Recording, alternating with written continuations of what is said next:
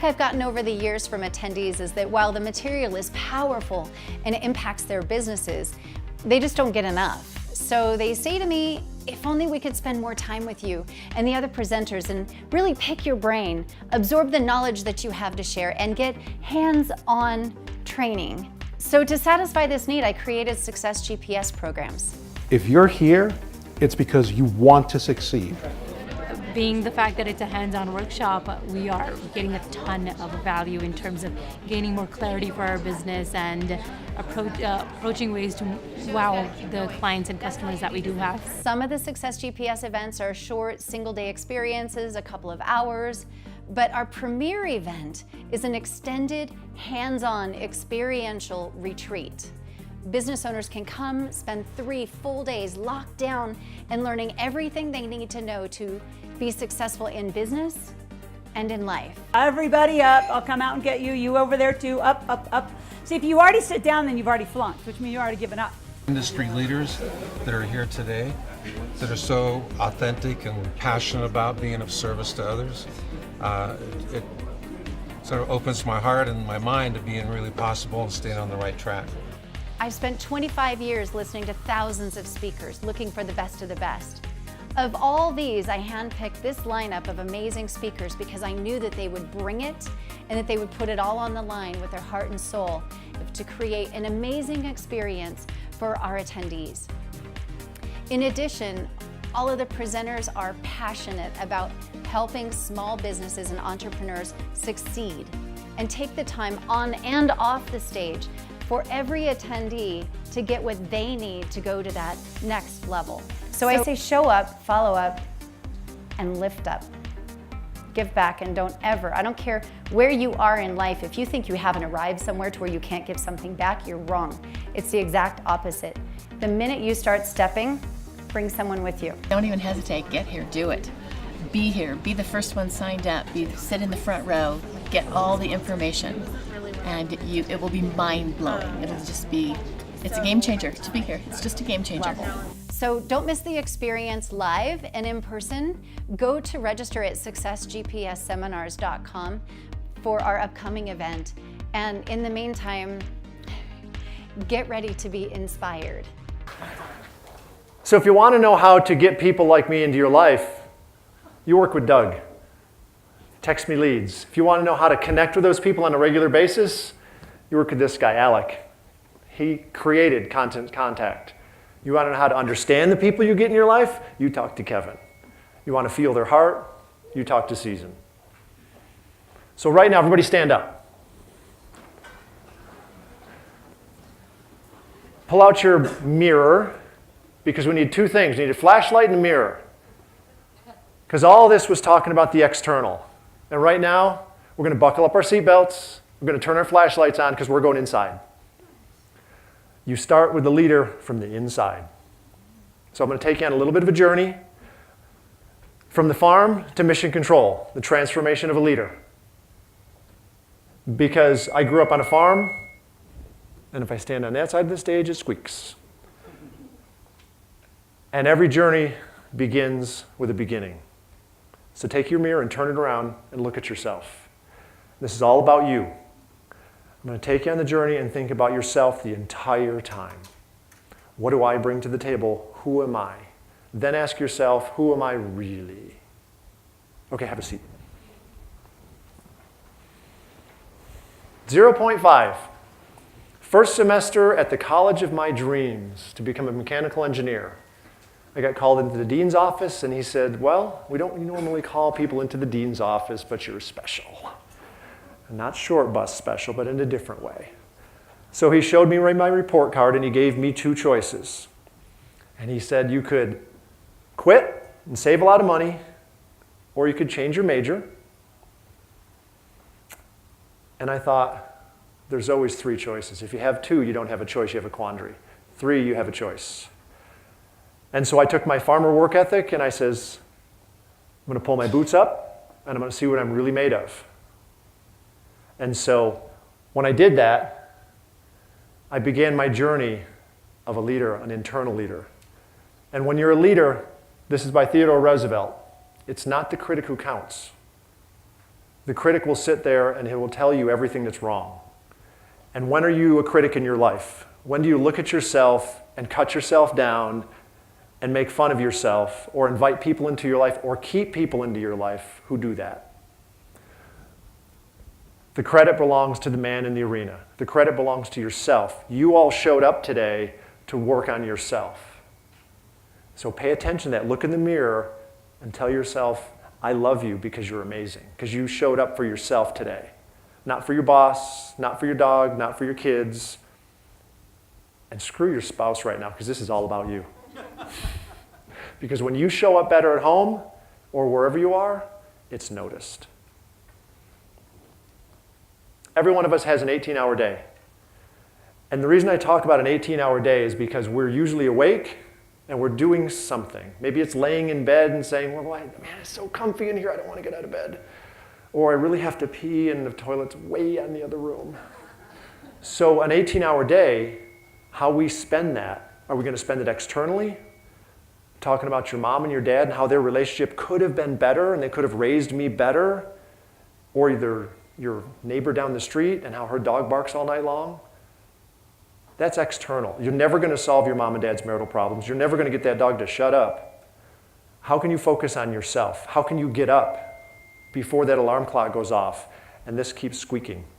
And the focus energy is going to be the energy that's going to draw you in. And if you have 16 hours in that day, 2 of it you wasted on solving somebody else's problems that will not help them, they will not help you, they will not help anybody, you wasted your life. So don't do that. Because when you decide to work on yourself and decide to own every one of those 18 hours for yourself, that moment one definitely commits oneself, then providence too moves heaven and earth to create the life that you deserve, the life that you want. So we're focusing externally. No, we're not. We're focusing internally. Not what I'm wearing. Yes, this was a shirt in the same video. But it's something else. So I'm going to have you stand up one more time. This is fun. This is interacting. As you can see, I don't sit still very often. So today when you leave, Jennifer had some really great announcements, which was awesome. We'll have another envelope for you on the way out. Each individual here will have a check made out to $1 million. And what I want, and what would be good for you, is to tell me the stupid, crazy ideas you would do with $1 million cash. And you have to spend it by the end of today. Just shout them out. New house. What else? Training center. What else? I mean fun stuff. Train around the world. Okay. Trip around. Huh? Fun stuff. That's boring. Come on, fun stuff. Who wants to get a boob job? Not me. 2 months in the safari. There you go, helicopter. What else? Outdoor classroom. Family in Hawaii. Find Jimmy Hoffa. So we have great ideas of what we could do with this cash externally and things like that. So turn that mirror around and the same question. You're going to walk, or same set, whatever. You're going to walk out of here, and in that envelope is going to be one life. What would you do with that one life? And 18 hours every single day, what would you do?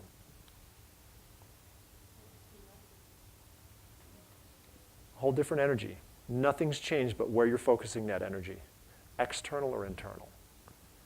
So when we talk about doing external, we create a plan. It's called a business plan. We create a shopping list. Most of us, I'm guilty of it as well, we've spent more time, more resources, more energy, and more precision and collaboration on a vacation than we ever will on planning our life. That mirror is looking at you right now, and you're saying, ooh, I'm guilty of that too. So I created a procedure. This is exactly what a mission control procedure looks like at NASA, and it's called a goal setting creation procedure. And this isn't about something external. It's not about a vacation or a thing or a car or a trip. This is about your life. And the objective is to dust off, visualize, and dream, and think of things that you've often seen as unreachable. And we always have caution blocks. Caution, goals are nothing more than dreams you decide to take action upon to make real.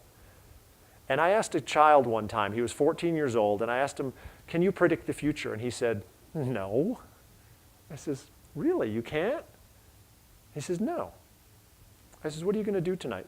Are you going to sleep in your bed tonight? He goes, of course I am. What are you having for dinner? He says, macaroni and cheese. I says, you just predicted your future. It did not happen yet. So everybody in this room can predict and create their future, i.e., I can predict and create my life. I can use the external tools, but it all starts with the internal.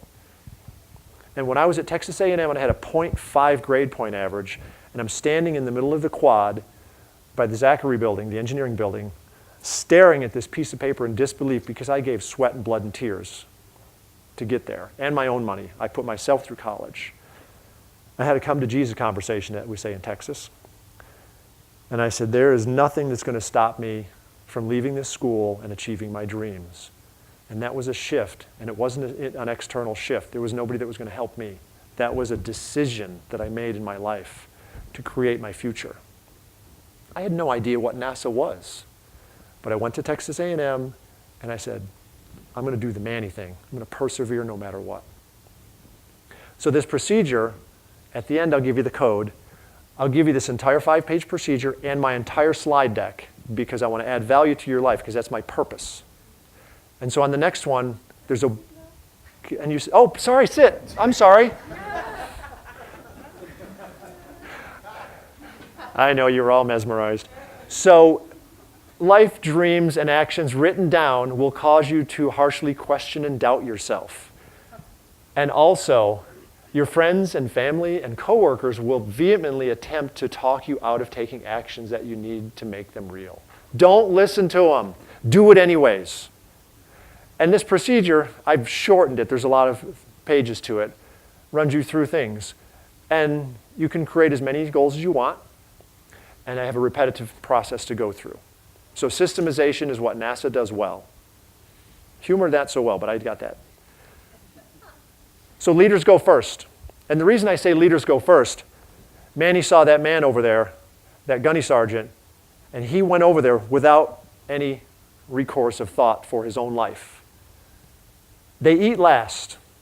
And the big thing is they see or they seek out the unseen. You want to see what's coming that you don't even know is coming. They own, like an Olympic gold medalist, their own thoughts, actions, and emotions. They stand on top of that podium on the #1 spot and say, yes, I fucked up. They own that too.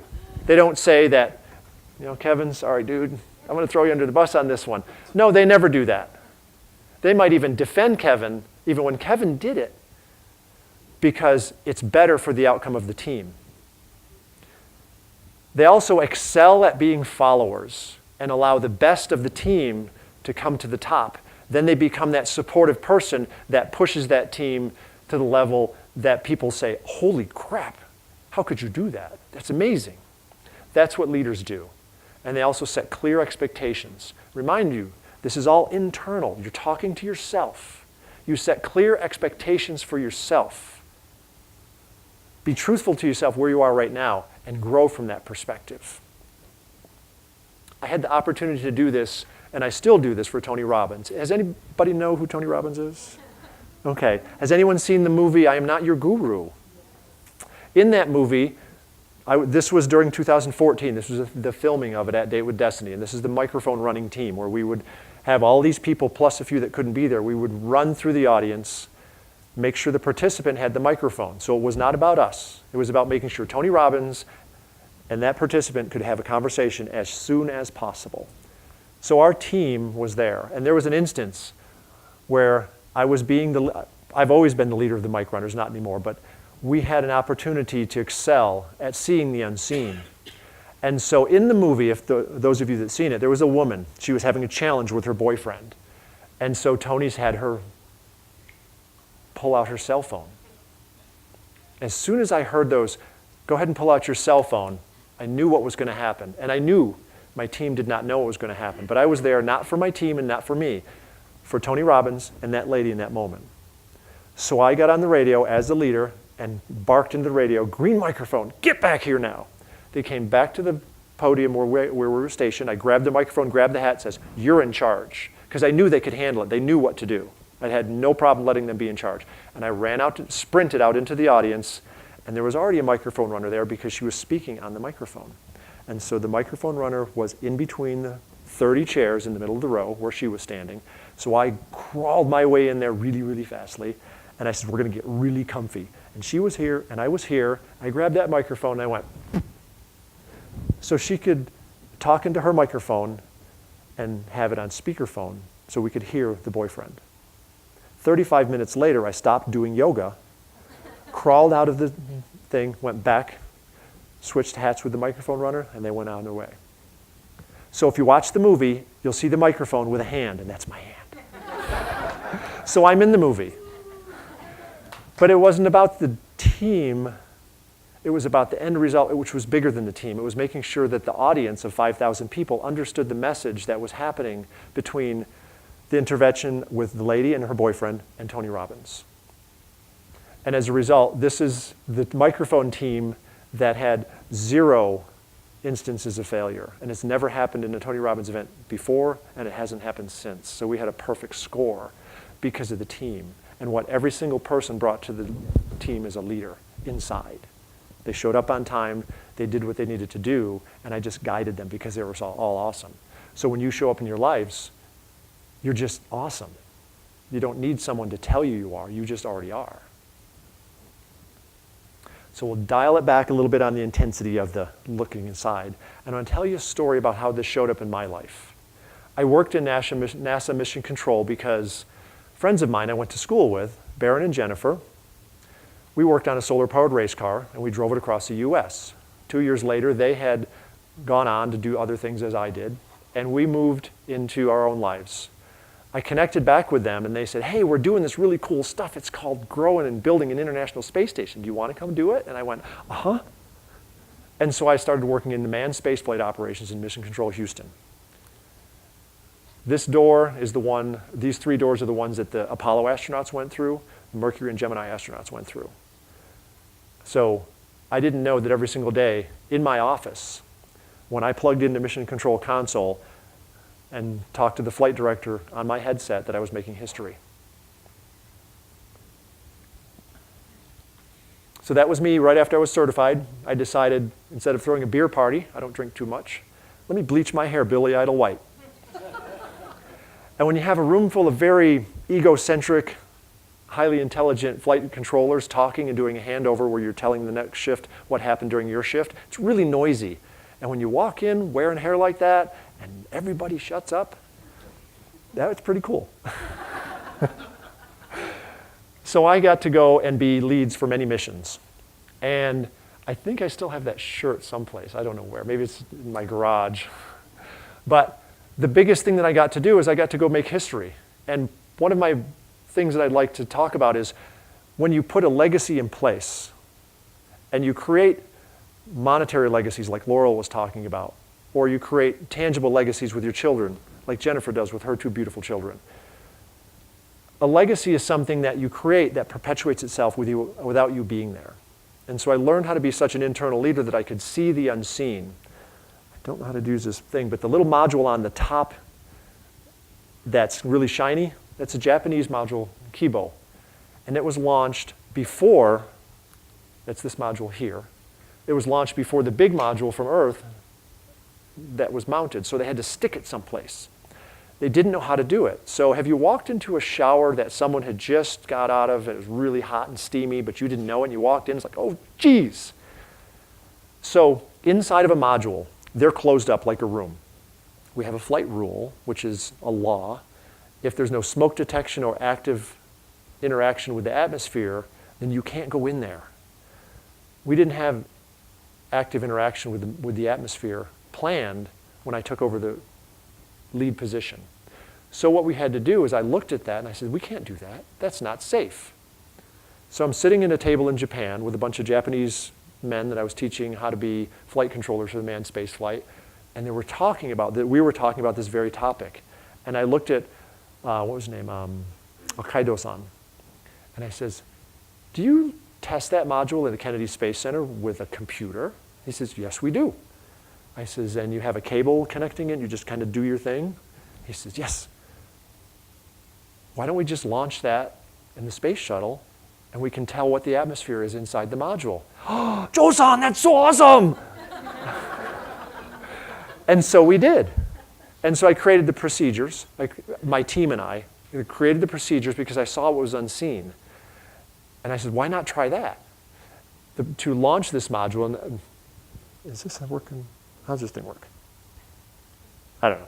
Laser pointer I'm trying to use. So the module on top is on an American module. We temporarily mounted it there until the module on the right, the big shiny thing with the snorkel looking thing sticking out, that's the module it was launched to. So that module was launched from Earth. We connected it to the International Space Station, and then we moved this module from that hatch opening to the one on top of there. And that's what it looks like today. The science platform out in front is what they reach through those round openings that look like two eyes for a teddy bear and a mouth. This is inside the module. So that round module is mounted above this astronaut's head. It's a storage closet for the experiments. So I wrote the procedures of how this should take place, data point by data point, just like the personal growth procedure of your goal setting. And I quit in 2008. I walked away from NASA because I was burned out. I didn't know how to take care of me. I was always trying to please the external. I wasn't taking care of who I was inside. So that's why I talk about the beginning of the internal journey. And this mission was run letter by letter by letter the way I wrote it. So I was able to create a legacy of a mission procedure. And that was just beginning. And I didn't know this, but once I started learning how to run myself and be the leader in my life, and when I show up on the edge of the stage or in the middle of a 5-year-old's birthday party, I'm me. I'm not an engineer. I'm not a farmer. I'm not some guy from New York who lives in Houston. I'm me. And so when someone shakes my hand at a party and says, what do you do? I look them right in the eye and I says, I do me really well. And some people think that's creepy, but it's true. I do me first. All the rest of that is just bling. It's your wristwatch. It's a hat on your head. It's the car you drive. It's just bling. I'm trained as an engineer. I'm trained as a Tony Robbins person. I'm a natural speaker, but that's who I am. And so bringing that to yourself is the biggest gift you can give to yourself. And so as a result, I got to build this monster, which flies across the Earth at 17,500 miles an hour today, right now. And the little module on the bottom, on the left, I was instrumental in making sure that was connected properly so it operates, so the astronauts' lives are safe. And so being in mission control, our call sign, ECLSS, or Environmental Controls and Life Support Systems, was retired because we completed the assembly of the International Space Station. And so the plaque in the upper left-hand corner was what we used to have. And you never know, and you never know what's going to happen, so you look for the unseen. And a buddy of mine, fellow flight controllers, John Garr and myself, we sat next to each other, and he says, wasn't that Armageddon movie really cool, and those nameplates that they have on the consoles? We need to make one of those. So we put our brain cells together and rubbed like this a little bit, and it's like, ooh, we can do that. And so we created that plaque, and I created the first prototype that I'm standing in front of and put it in mission control. And you've met people who are very unflappable and they're not impressed in any way, shape, or form. We had a flight director like that. And he was in charge of creating the new Mission Control Center, which is the one that you saw. I plugged that in and the lights turned on, and John and I looked at it and said, wow, that looks really cool. Let me stand back and see if I can see it from the back of the room. And he did. The flight director walked in. He goes, what are you two doing? And then he just looks at the plaque and was speechless. And he went, cool. And so as a result, we have those in all of our console positions. So that's one of my legacies. And another legacy is my name is forever enshrined in mission control. And I'm a little farmer from Marcy, New York, raising beef cows and pigs. And I got to the flight control level to do some really cool stuff. And even though I did all that cool stuff, I still didn't know who I was. Because even though you're looking internally, sometimes you get a little self-absorbed and you still can't see because the mirror gets fogged up with all the bullshit in your head. So your peer group, the people that surround you, are the ones that helps you see yourself. A Chinese proverb, the eyeball cannot see itself until there's something that reflects its image back to it. That reflection are your peers. If you surround yourself with the peers that are broke, drunk, sleeping in bushes on the way home from the party, you will become one of them. You surround yourself with peers that are in this room that will not settle, that want to be better and have more in their life, and go grab Alex by the shirt collar and say, how'd you do that? I want to be a billionaire when I sell my company.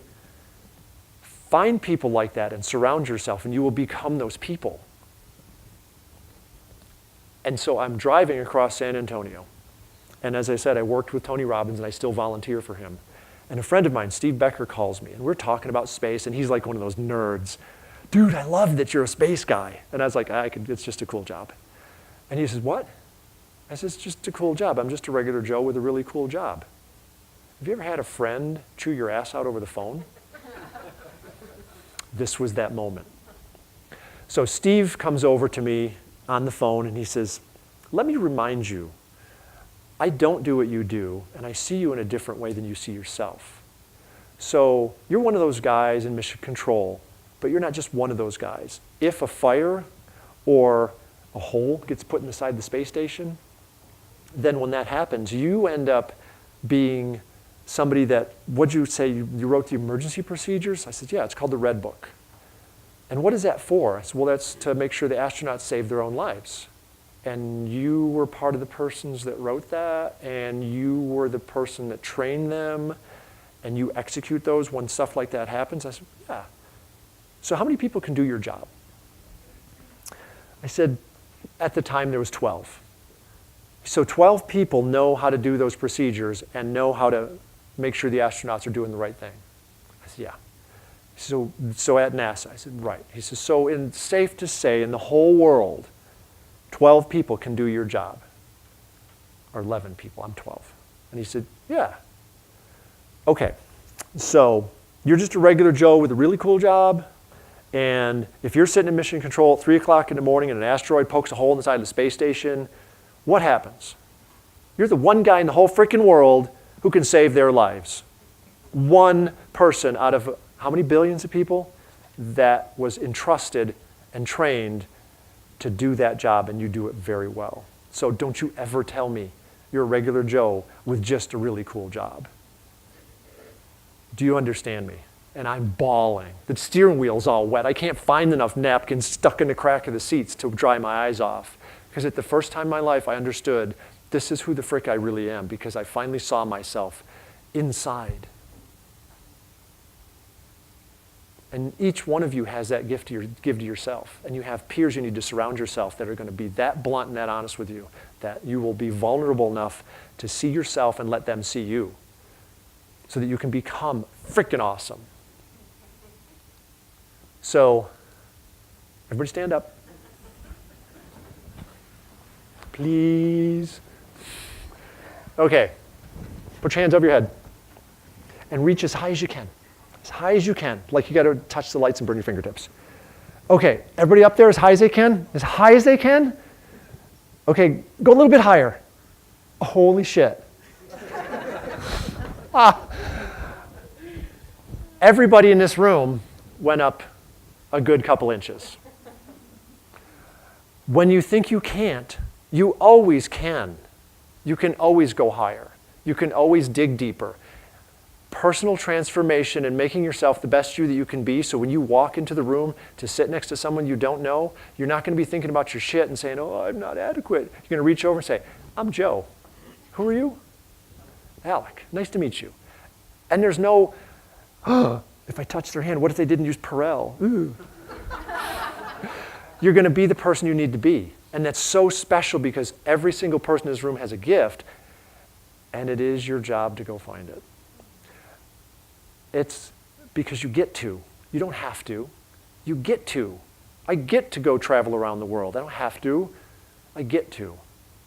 And so by being more and stretching yourself well beyond your limits, looking from the inside first, and making the critical decisions to do a goal-setting workshop for your frickin' life, everybody in this room, I want you to promise me, put your hands in the air. I'll yell at you one more time. Promise me, you will never, ever, ever, ever, ever plan your vacation with more detail, more diligence, and more energy and resources than you ever plan your life. Ever. Promise? Promise. Okay. So, one more. Do you want bonus material? Yes. Okay. There we go. So this is Cape Canaveral Air Force Base. The yellow line, I couldn't find one with the Kennedy Space Center in Cape Canaveral, but all of those launch pads on the lower right-hand corner where they had launched the Apollo Mercury and started the space program. They started the space station with the space shuttle. I was in mission control when the space shuttle blew up, the Challenger blew up. I was emotionally numb for a week. Literally numb. I didn't feel happy, sad, cold, hot, nothing, hungry, nothing. So they implemented a new procedure. It was a roll, and they literally rolled the space shuttle around when it was next to the space station so they could look at every one of those tiles. And a little fact, every single space shuttle that has ever been launched had tile damage. So when that one was damaged, they didn't think it was a big deal because 102 had been launched before that. So look in your life when you say, it doesn't matter. Like Laurel's saying, it does matter. Look at your finances, look at your life and say, where am I kind of going, it's happened before, no big deal. People died because of that. I did it with a team. This is when we connected the airlock to the space station. I was the guy in the back, I was new, but I got thrown out of the airlock when it is the Kennedy Space Center. You've been thrown out of a bar before? I've got thrown out of a space module. And so the International Space Station is part of my legacy. I never thought when I was a farmer, raising cows, feeding the kitties in the morning, that I would ever be a person who made history every day they went to work. And now my purpose is to add value to other people's lives. I found my true calling, and it's that. It's not building things like that. I still can, but I don't want to. Because when we see beautiful things from Earth, it looks way cooler from space. And then we can see things we could never see from Earth. And that's the Russian Soyuz rocket, and that's where the astronauts climb into when there's an emergency to come home. Because we created a partnership with Russia, because we're confident as Americans, and they're very capable and confident as Russians. So we came together to create the space station with 27 other partners in the world. So when you can see London from space, and this is a real-time picture, and this is what a solar eclipse looks like. The one that's coming up, that's what it looks like. Just a black dot moving across the face of the Earth. And so you feel privileged. And so whenever you begin to be the critic in your own life, look up Teddy Roosevelt's quote, read it and own it. Don't be the critic in your life. Be the man in the arena or the woman in the arena. Be the person who will never be with the cold and timid souls, because that never know victory nor defeat, because you will struggle, you will have pain, and you will overcome that because you're not afraid to look inside, because you have a mirror and a flashlight to see what needs to be seen and look for the unseen, and the curiosity to say, ooh, cool. I didn't know I had belly button hair. Because Michael Jordan did it. He knew that he brought himself to the court. He was 100% in the court, not for anybody else, for himself, to be his best self. And he just used the other people to test him so he could excel well beyond what his limits were of physicality, because he got thrown off his high school basketball team because he wasn't good. And then Jack Kerouac, be with the crazy ones. Be who you are. It could be the IBM Thai kind of person, or it could be the guy or the yoga person or whoever. I live in my house and I rent it out for Airbnb. Tomorrow I have someone come and stay in my house while I'm here. And your time is limited. Everybody's going to die. You can either spend your 18 hours a day talking about somebody else's dog or cat, or what are they wearing? Ooh, I'd never wear that sweater with those work boots. Or you can talk about stuff that really matters in your life. Do I want to be healthy? Don't ask that question. Just be freaking healthy. And Marianne Williamson, our deepest fears were we're afraid of our greatness. We are so freaking scared of how good we are that we do not bring our life out and let other people see who we are, so they're not afraid to let their gold and their light shine. So I'm going to give you a bunch of stuff, 20 things in addition to things that I've accumulated that just I read and resonate with me. 20 things successful people do every day, 5 things successful people do before 8 a.m., like exercise. And also, internal leaders do 20 things that they delete from their life, that they don't do. We always talk about adding things.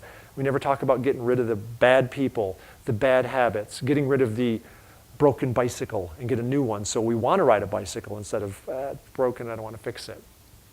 You know. And that's 2 pages long, by the way. 10 steps executive level people do. I've been a C-level executive in the oil industry, so I know what's up there. And if you want to connect with me, here's the secret. 21777, and in the subject, or the whatever text thing, 321LYL. Stick in your phone right now, or I'm not getting off the stage. That's all I got.